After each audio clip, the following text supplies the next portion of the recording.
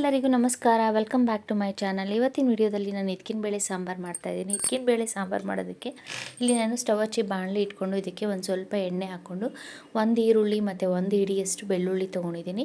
ನಾವು ಸಾಂಬಾರು ಜಾಸ್ತಿ ಮಾಡ್ಕೊಂಡಷ್ಟು ಬೆಳ್ಳುಳ್ಳಿನ ಕಮ್ಮಿ ಜಾಸ್ತಿ ಮಾಡ್ಕೋಬೋದು. ಇದ್ರ ಜೊತೆಗೆ ನಾನಿಲ್ಲಿ ಒಂದು 4ರಿಂದ 5 ಹಣ್ಣು ಮೆಣಸಿನ್ಕಾಯಿ ತೊಗೊಂಡಿದ್ದೀನಿ. ಈ ರೀತಿ ಹಣ್ಣಾಗಿರೋದು ಹಾಕ್ಕೊಂಡ್ರೆ ಟೇಸ್ಟ್ ತುಂಬ ಚೆನ್ನಾಗಿರುತ್ತೆ. ಸೊ ನಾರ್ಮಲ್ ಹಸಿಮೆಣ್ಸಿನ್ಕಾಯಿ ಆದರೂ ಹಾಕ್ಕೋಬೋದು, ಇಲ್ಲಾಂದರೆ ಹಸಿಮೆಣ್ಸಿನ್ಕಾಯಿ ಬೇಡ ಅಂದರೆ ನಾವು ಖಾರಕ್ಕೆ ಒಣಮೆಣ್ಸಿನ್ಕಾಯಿ ಯೂಸ್ ಮಾಡಿ ಆದರೂ ಸಾಂಬಾರನ್ನ ಮಾಡ್ಕೋಬೋದು. ಈಗ ಈರುಳ್ಳಿ, ಬೆಳ್ಳುಳ್ಳಿ, ಹಸಿಮೆಣ್ಸಿನ್ಕಾಯಿನ ಎಣ್ಣೆಯಲ್ಲಿ ಒಂದು ಸ್ವಲ್ಪ ಹೊತ್ತು ಈ ರೀತಿ ಹುರ್ಕೋಬೇಕು. ಇದ್ರ ಜೊತೆಗೆ ನಾನಿಲ್ಲಿ ಒಂದು 1/4 ಟೀ ಸ್ಪೂನಷ್ಟು ಮೆಂತೆ ಹಾಕ್ಕೋತಾ ಇದ್ದೀನಿ. ಒಂದು 10ರಿಂದ 12 ಕಾಳಷ್ಟು ಮೆಂತೆ ಜಾಸ್ತಿ ಹಾಕ್ಬಿಟ್ರೆ ಏನಾಗುತ್ತೆ ಅಂದರೆ ಕಹಿ ಹೊಡೆದ್ಬಿಡುತ್ತೆ. ಸೊ ಅದಕ್ಕೆ ನೋಡಿಕೊಂಡು ನಾವು ಮೆಂತೆನ ಹಾಕೋಬೇಕು. ನಾನಿಲ್ಲಿ 1 ಸ್ಪೂನಷ್ಟು ಜೀರಿಗೆ ಹಾಕ್ಕೋತಾ ಇದ್ದೀನಿ. ಜೀರಿಗೆ ಸ್ವಲ್ಪ ಜಾಸ್ತಿ ಆದರೂ ಪರವಾಗಿಲ್ಲ, ಟೇಸ್ಟ್ ತುಂಬ ಚೆನ್ನಾಗಿರುತ್ತೆ ಜೀರಿಗೆ ಹಾಕೋದ್ರಿಂದ. ನಾವು ಯಾವಾಗಲೂ ನಾರ್ಮಲ್ ಚಿಕನ್ ಮಸಾಲೆಗೆ ಯಾವ ರೀತಿ ಇಡ್ತೀವೋ ಆ ರೀತಿ ಮಾಡೋದಕ್ಕಿಂತ ಈ ರೀತಿ ಡಿಫ್ರೆಂಟಾಗಿ ಜೀರಿಗೆ ಮೆಂತೆ ಎಲ್ಲ ಇಟ್ಟು ಮಾಡೋದ್ರಿಂದ ಹಿತ್ಕಿನ ಬೇಳೆ ಸಾಂಬಾರು ತುಂಬ ರುಚಿಯಾಗಿರುತ್ತೆ. ಜೀರಿಗೆ ಮೆಂತೆ ಹಾಕೊಂಡಾದ್ಮೇಲೆ ನಾನು ಅದಕ್ಕೆ ಒಂದು ಸ್ವಲ್ಪ ಚಕ್ಕೆ ಲವಂಗ ಹಾಕೋತಾ ಇದ್ದೀನಿ.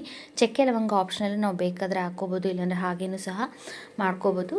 ಚಕ್ಕೆ ಲವಂಗ, ಜೀರಿಗೆ, ಮೆಂತೆ, ಈರುಳ್ಳಿ, ಬೆಳ್ಳುಳ್ಳಿ ಮತ್ತು ಹಸಿಮೆಣ್ಸಿನ್ಕಾಯಿನ ನಾವಿಲ್ಲಿ ಹುರ್ಕೋಬೇಕು. ಹುರ್ಕೊಂಡಾದ್ಮೇಲೆ ಇದು ಸ್ವಲ್ಪ ತಣ್ಣಕ್ಕಾದ್ಮೇಲೆ ನಾನಿಲ್ಲಿ ಮಿಕ್ಸಿ ಜಾರ್ಗೆ ಹಾಕಿ ನುಣ್ಣಕ್ಕೆ ರುಬ್ಕೋತಾ ಇದ್ದೀನಿ. ಇದ್ರ ಜೊತೆಗೆ ನಾನಿಲ್ಲಿ ಒಂದು 4ರಿಂದ 5 ಕಾಳಷ್ಟು ಮೆಣಸು ಹಾಕ್ಕೊಂಡಿದ್ದೀನಿ. ಮೆಣಸು ಸಹ ಆಪ್ಷನಲ್ಲು, ಬೇಕಾದ್ರೆ ಹಾಕ್ಕೋಬೋದು, ಇಲ್ಲ ಹಾಗೇನೂ ಮಾಡ್ಕೋಬೋದು. ಈಗ ಇದನ್ನು ಹುರ್ಕೊಂಡಿದ್ದಾಗಿದೆ. ಇದು ತಣ್ಣಕ್ಕಾದ್ಮೇಲೆ ನಾನಿಲ್ಲಿ ಮಿಕ್ಸಿ ಜಾರ್ಗೆ ಹಾಕ್ಕೋತಾ ಇದ್ದೀನಿ. ಮಿಕ್ಸಿ ಜಾರ್ಗೆ ಈಗ ನಾನು ಒಂದು 2ರಿಂದ 3 ಸ್ಪೂನಷ್ಟು ಧನಿಯಾ ಪುಡಿ ಹಾಕ್ಕೋತಾ ಇದ್ದೀನಿ. ಸೊ ನಮ್ಮ ಧನಿಯಾ ಪುಡಿ ಬೇಡ ಅಂದರೆ ನಾವು ಹುರ್ಕೊಳ್ಳುವಾಗ ಧನಿಯಾ ಕಾಳನ್ನು ಹಾಕ್ಕೊಂಡು ಹುರ್ಕೊಂಡು ಸಹ ಸಾಂಬಾರನ್ನ ಮಾಡ್ಕೋಬೋದು. ಅದು ಒಂಥರ ಡಿಫ್ರೆಂಟಾಗಿ ಟೇಸ್ಟ್ ಕೊಡುತ್ತೆ. ಸೊ ಧನಿಯಾ ಪುಡಿ ಹಾಕ್ಕೊಂಡಾದ್ಮೇಲೆ ಇದಕ್ಕೆ ನಾನಿಲ್ಲಿ ಒಂದು ಅರ್ಧ ಚಿಪ್ಪಷ್ಟು ಹಸಿ ಕೊಬ್ಬರಿನ ಕಟ್ ಮಾಡಿ ಹಾಕ್ಕೋತಾ ಇದ್ದೀನಿ. ಸೊ ಹಸಿ ಕೊಬ್ಬರಿನ ಸಹ ನಾವು ಬೇಕಾದ್ರೆ ಒಂದು ಸ್ವಲ್ಪ ಹೊತ್ತು ಹುರ್ಕೊಂಡು ಸಹ ಮಿಕ್ಸಿ ಜಾರ್ಗೆ ಹಾಕ್ಕೊಂಡು ರುಬ್ಕೋಬೋದು, ಇಲ್ಲಾಂದರೆ ಹಾಗೆಯೇ ಈ ರೀತಿ ಮಿಕ್ಸಿ ಜಾರ್ಗೆ ಕಟ್ ಮಾಡಿ ಹಾಕ್ಕೋಬೋದು. ಒಂದು ಅರ್ಧ ಚಿಪ್ಪಷ್ಟು ಹಸಿ ಕೊಬ್ಬರಿ ಹಾಕ್ಕೊಂಡಾದ್ಮೇಲೆ ಒಂದು ಸ್ವಲ್ಪ ಕೊತ್ತಂಬರಿ ಸೊಪ್ಪನ್ನು ತೊಳೆದು ಹಾಕ್ಕೊಂಡಿದ್ದೀನಿ. ನಾನು ಹಿತ್ಕಿನ ಬೇಳೆನ ಫಸ್ಟೇ ನೋಡಿ ಇದಕ್ಕೆ ಇಟ್ಕೊಂಡಿದ್ದೆ, ಇದನ್ನು ಒಂದು ಸರಿ ತೊಳೆದು ಇಟ್ಕೊಂಡಿದ್ದೆ. ಸೊ ಅದಕ್ಕೆ ನಾನು ಒಂದು ಹಿಡಿಯಷ್ಟು ನಾನಿಲ್ಲಿ ಕಾಳನ್ನು ಹಾಕ್ಕೋತಾ ಇದ್ದೀನಿ. ಹಿತ್ಕಿರೋ ಕಾಳನ್ನು ತುಂಬ ಜಾಸ್ತಿ ಹಾಕ್ಕೋಬಾರ್ದು, ಸ್ವಲ್ಪ ಹಾಕ್ಕೋಬೇಕಷ್ಟೆ. ಹಿತ್ಕಿರೋ ಕಾಳನ್ನು ಹಾಕ್ಕೊಂಡಾದ್ಮೇಲೆ ಇದನ್ನು ನುಣ್ಣಕ್ಕೆ ರುಬ್ಕೋಬೇಕು. ಈ ರೀತಿ ನಾವು ಕಾಳನ್ನು ಹಾಕೋದ್ರಿಂದ ಸಾಂಬಾರು ಮಂದ ಬರುತ್ತೆ. ಸೊ ಅದಕ್ಕೋಸ್ಕರ ನಾನು ಇಲ್ಲಿ ಕಾಳು ಹಾಕ್ಕೊಂಡಿದ್ದೀನಿ. ಕಾಳು ಆಪ್ಷನಲ್ಲು, ಬೇಕಾದ್ರೆ ನಾವು ರುಬ್ಬಕ್ಕೆ ಹಾಕ್ಕೋಬೋದು, ಇಲ್ಲಾಂದರೆ ಹಾಗೇನೂ ಸಹ ಸಾಂಬಾರು ಮಾಡ್ಕೋಬೋದು. ಈಗ ನಾನು ಒಗ್ಗರಣೆ ಹಾಕ್ಕೋತಾ ಇದ್ದೀನಿ. ಒಗ್ಗರಣೆಗೆ ನಾನಿಲ್ಲಿ 1 ಸ್ಪೂನ್ ಎಣ್ಣೆ ಹಾಕ್ಕೊಂಡು ಒಂದು ಸ್ವಲ್ಪ ಸಾಸಿವೆ ಹಾಕಿ ಒಗ್ಗರಣೆ ಹಾಕ್ಕೋತಾ ಇದ್ದೀನಿ. ಸೊ ನಾನಿಲ್ಲಿ ಬಾಣಲಿನಲ್ಲಿ ಮಾಡ್ಕೋತಾ ಇದ್ದೀನಿ. ನಾವು ಪಾತ್ರೆಯಲ್ಲಿ ಸಹ ಮಾಡ್ಕೋಬೋದು, ಇಲ್ಲಾಂದರೆ ಕುಕ್ಕರಲ್ಲೂ ಸಹ ಮಾಡ್ಕೋಬೋದು. ಸಾಸಿವೆ ಸಿಡಿದಾದ್ಮೇಲೆ ನಾನಿಲ್ಲಿ ಹಸಿ ಕರ್ಬೇವಿನ ಸೊಪ್ಪು ಹಾಕ್ಕೊಂಡಿದ್ದೀನಿ. ನಾವು ಹಸಿ ಕರ್ಬೇವಿನ ಸೊಪ್ಪು ಹಾಕ್ಕೊಳ್ಳೋದ್ರಿಂದ ಟೇಸ್ಟು ಒಂಥರ ಡಿಫ್ರೆಂಟಾಗಿರುತ್ತೆ, ತುಂಬ ಚೆನ್ನಾಗಿರುತ್ತೆ. ನಾವು ಯಾವಾಗಲೂ ಹಿತ್ಕಿನ ಬೇಳೆ ಸಾಂಬಾರು ಮಾಡಿದಾಗ ಹಸಿ ಕರ್ಬೇವಿನ ಸೊಪ್ಪನ್ನೇ ಹಾಕ್ಕೊಂಡ್ರೆ ಒಗ್ಗರಣೆಗೆ ಒಳ್ಳೆಯದು. ಸೊ ನಾನು ಒಗ್ಗರಣೆ ಹಾಕ್ಕೊಂಡಾದ್ಮೇಲೆ ನಾವು ಇವಾಗ ಹಿತ್ಕಿನ ಬೇಳೆ ಇಟ್ಕೊಂಡಿದ್ವಲ್ಲ, ಆ ಹಿತ್ಕಿನ ಬೇಳೆನ ಹಾಕಿ ಒಂದು ಸ್ವಲ್ಪ ಹೊತ್ತು ನಾವು ಈ ಆಯಿಲಲ್ಲಿ ಹುರ್ಕೊಂಡ್ರೆ ಒಂದು ಸ್ವಲ್ಪ ಹಸಿ ವಾಸನೆ ಹೋಗಿ ಹಿತ್ಕಿನ ಬೇಳೆ ತುಂಬ ಚೆನ್ನಾಗಿರುತ್ತೆ ಸಾಂಬಾರು ಮಾಡಿದಾಗ. ಸೊ ನಾನು ಒಂದು ಸ್ವಲ್ಪ ಹೊತ್ತು ಇದನ್ನು ಹಿತ್ಕಿನ ಬೇಳೆನ ಹುರ್ಕೋತಾ ಇದ್ದೀನಿ ಎಣ್ಣೆಯಲ್ಲಿ. ಒಂದು ಸ್ವಲ್ಪ ಹೊತ್ತು ಹಿತ್ಕಿನ ಬೇಳೆನ ಹುರ್ಕೊಂಡಿದ್ದಾದಮೇಲೆ ನಾವು ರುಬ್ಬಿಟ್ಕೊಂಡಿರೋ ಮಸಾಲೆ ಹಾಕ್ಕೋಬೇಕು.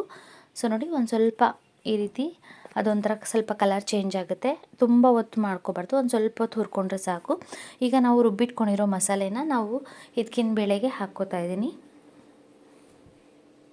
ಮಸಾಲೆ ಹಾಕಿ ಚೆನ್ನಾಗಿ ಬೇಳೆ ಜೊತೆ ಮಿಕ್ಸ್ ಮಾಡ್ಕೋಬೇಕು. ಮತ್ತು ಮಿಕ್ಸಿ ಜಾರಲ್ಲಿ ಉಳಿದಿರೋ ಮಸಾಲೆಗೆ ಒಂದು ಸ್ವಲ್ಪ ನೀರು ಹಾಕಿ ನಾವು ತೊಳೆದು ಹಾಕ್ಕೋಬೇಕು. ಸೊ ನಾವು ಮಸಾಲೆನ ಫ್ರೈ ಏನು ಮಾಡ್ಕೊಳ್ಳೋದು ಬೇಕಾಗಿಲ್ಲ, ಒಂದು ಸ್ವಲ್ಪ ಹೊತ್ತು ಈ ರೀತಿ ಬೇಳೆ ಜೊತೆ ಮಿಕ್ಸ್ ಮಾಡಿಕೊಂಡ್ರೆ ಸಾಕು. ಯಾಕಂದರೆ ನಾವು ಆಲ್ರೆಡಿ ಎಲ್ಲ ಐಟಮ್ಸ್ನ ಹುರ್ಕೊಂಡು ಮಸಾಲೆ ರುಬ್ಕೊಂಡಿರೋದ್ರಿಂದ ತುಂಬ ಹೊತ್ತು ಮಸಾಲೆನ ಆಯಿಲಲ್ಲಿ ಫ್ರೈ ಮಾಡೋದೇನು ಬೇಡ. ನಾವು ಹಿತ್ಕಿನ ಬೇಳೆಗೆ ಮಸಾಲೆ ಹಾಕಾದ್ಮೇಲೆ ನೀರು ಹಾಕಿ ಅದನ್ನು ಬೇಯಿಸ್ಕೊಂಡ್ರೆ ಸಾಕು, ಹಿತ್ಕಿನ ಬೇಳೆ ಸಾಂಬಾರು ರೆಡಿ ಆಗುತ್ತೆ. ಸೊ ನೋಡಿ, ನಾನು ಮಿಕ್ಸಿ ಜಾರಲ್ಲಿ ಸ್ವಲ್ಪ ಮಸಾಲೆ ಉಳಿದಿತ್ತಲ್ಲ, ಸೊ ಅದಕ್ಕೆ ನೀರು ಹಾಕಿ ನಾನು ಇಲ್ಲಿ ತೊಳೆದು ಹಾಕ್ಕೋತಾ ಇದ್ದೀನಿ. ನಾವು ಸ್ವಲ್ಪ ನೀರು ಜಾಸ್ತಿ ಹಾಕ್ಕೊಂಡ್ರೆ ಒಳ್ಳೆಯದು, ಯಾಕಂದರೆ ನಾವು ಬೇಳೆ ಮತ್ತು ಕೊಬ್ಬರಿ ಹಾಕಿರೋದ್ರಿಂದ ಮಂದ ಬರುತ್ತೆ ಸಾಂಬಾರು. ಕಾಯಿಸ್ತಾ ಬೇಳೆನೂ ಸಹ ಬೆಂದಾದ್ಮೇಲೆ ಅದು ತುಂಬ ಗಟ್ಟಿಯಾಗಿಬಿಡುತ್ತೆ. ಸೊ ಅದಕ್ಕೆ ನೋಡಿಕೊಂಡು ನಾವು ನೀರು ಹಾಕ್ಕೋಬೇಕು. ಹಿತ್ಕಿನ ಬೇಳೆ ಸಾಂಬಾರಿಗೆ ನಾನು ಸ್ವಲ್ಪ ನೀರು ಹಾಕಿ ಇಲ್ಲಿ ಮಿಕ್ಸ್ ಮಾಡಿ ಇಟ್ಟಿದ್ದೀನಿ. ಈಗ ಇದು ತುಂಬ ಗಟ್ಟಿಯಾಗಿರೋದ್ರಿಂದ ನಾನು ಇನ್ನೊಂದು ಸ್ವಲ್ಪ ನೀರು ಹಾಕ್ಕೋತಾ ಇದ್ದೀನಿ. ಇದಕ್ಕೆ ನೀರು ಹಾಕ್ಕೊಂಡು ನಾನು ಇದನ್ನು ಬಾಣಲಿಯಿಂದ ಒಂದು ಪಾತ್ರೆಗೆ ಶಿಫ್ಟ್ ಮಾಡ್ಕೋತಾ ಇದ್ದೀನಿ. ಹಿತ್ಕಿನ ಬೇಳೆ ಸಾಂಬಾರನ್ನ ನಾವು ಒಂದು 5ರಿಂದ 6 ನಿಮಿಷ ಚೆನ್ನಾಗಿ ಬೇಳೆ ಬೇಯೋವರೆಗೂ ಈಗ ಕುದಿಸ್ಕೋಬೇಕು ಚೆನ್ನಾಗಿ. ನೋಡಿ, ಇದು ಆಲ್ರೆಡಿ ಚೆನ್ನಾಗಿ ಕುದಿಯೋಕ್ಕೆ ಸ್ಟಾರ್ಟ್ ಆಗಿದೆ. ಇದು ತುಂಬ ಗಟ್ಟಿಯಾಗಿರೋದ್ರಿಂದ ನಾನು ಇನ್ನೊಂದು ಸ್ವಲ್ಪ ನೀರನ್ನು ಬಾಣಲಿನಲ್ಲಿ ನಾನು ಕಾಯಿಸ್ಕೊಂಡಿದ್ದೆನಲ್ಲ, ಅದರಲ್ಲೊಂದು ಸ್ವಲ್ಪ ಮಸಾಲೆ ಇತ್ತು, ಅದಕ್ಕೆ ನೀರು ಹಾಕಿ ನಾನಿಲ್ಲಿ ಮಿಕ್ಸ್ ಮಾಡಿ ಹಾಕ್ಕೋತಾ ಇದ್ದೀನಿ. ನೀರು ಹಾಕ್ಕೊಂಡಾದ್ಮೇಲೆ ಇಲ್ಲಿ ರುಚಿಗೆ ತಕ್ಕಷ್ಟು ಉಪ್ಪು ಹಾಕ್ಕೋತಾ ಇದ್ದೀನಿ. ನಾನಿಲ್ಲಿ ಸ್ಟಾರ್ಟಿಂಗಿಂದ ಉಪ್ಪು ಹಾಕಿರಲಿಲ್ಲ. ಸೊ ನಾವು ಮಸಾಲೆ ಹಾಕಿ ಮಿಕ್ಸ್ ಮಾಡಿ ಆದಮೇಲೆ ಲಾಸ್ಟಲ್ಲಿ ಉಪ್ಪು ಹಾಕ್ಕೊಂಡು ಇದನ್ನು ಚೆನ್ನಾಗಿ ಬೇಳೆನ ಬೇಯಿಸ್ಕೋಬೇಕು. ಬೇಳೆ ಬೇಗ ಬೆಂದ್ಬಿಡುತ್ತೆ. ನಾವು ಒಂದು 2 ಕುದಿ ಅಥವಾ 3 ಕುದಿ ಕುದಿಸ್ಕೊಂಡ್ರೆ ಸಾಕು.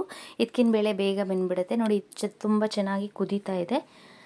ಸೊ ಇವಾಗ ಒಂದ್ಸರಿ ಚೆಕ್ ಮಾಡ್ತಾ ಇದ್ದೀನಿ ನಾನು ಬೇಳೆ ಬೆಂದಿದೆಯಾ ಅಂತ. ನೋಡಿ ಬೆಂದಿದೆ, ಇನ್ನೊಂದು ಸ್ವಲ್ಪ ಬೇಯಬೇಕು. ಸೊ ಇದು ತುಂಬ ನುಣ್ಣಕ್ಕಾಗ್ಬಿಟ್ರೆ ಏನಾಗುತ್ತೆ ಅಂದರೆ ಸಾಂಬಾರು ತುಂಬ ಗಟ್ಟಿಯಾಗಿಬಿಡುತ್ತೆ.